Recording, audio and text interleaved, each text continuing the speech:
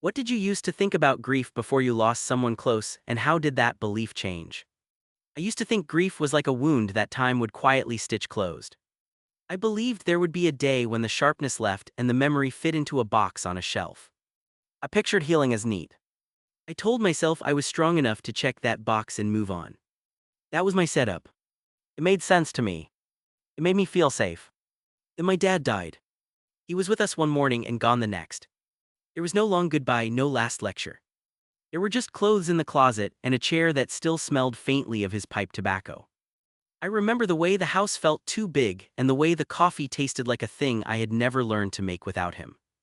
The belief that time would sew me up felt small and wrong in the first week. It felt like lying to myself. The weeks after were a mess of things I did not expect. People told me the right lines. They said time heals, and I nodded because I did not have the energy to argue.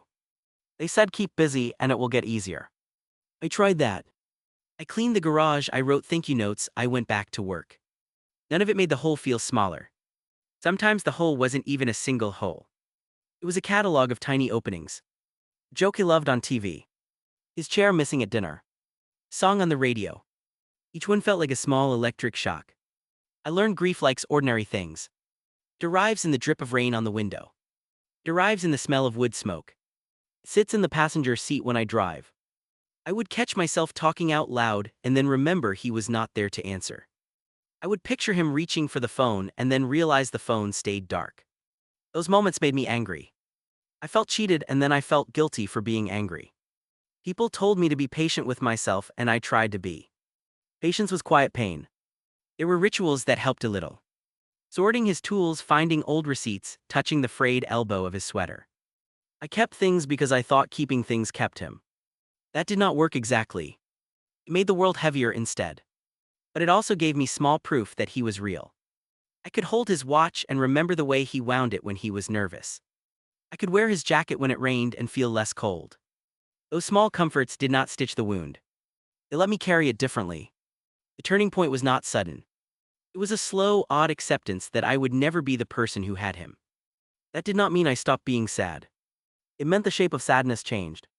The sharpness dulled into the ache of missing someone across time. I stopped waiting for a day when I would be healed. Instead, I started learning how to live with the missing. I learned to make space for him. I set a place at the table sometimes, not because I thought it would bring him back, but because saying his name out loud made me less afraid of forgetting. I started telling stories about him in ways that were messy and real. I cried at stupid things and laughed at other stupid things, sometimes in the same breath. I let myself feel small and confused. I let other people see me like that. That was hard, and it was also what saved me.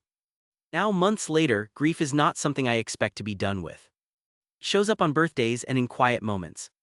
It still surprises me. But it is not only a wound. It is a record of what I loved. It is a map of where he lived inside me. Time did not erase him.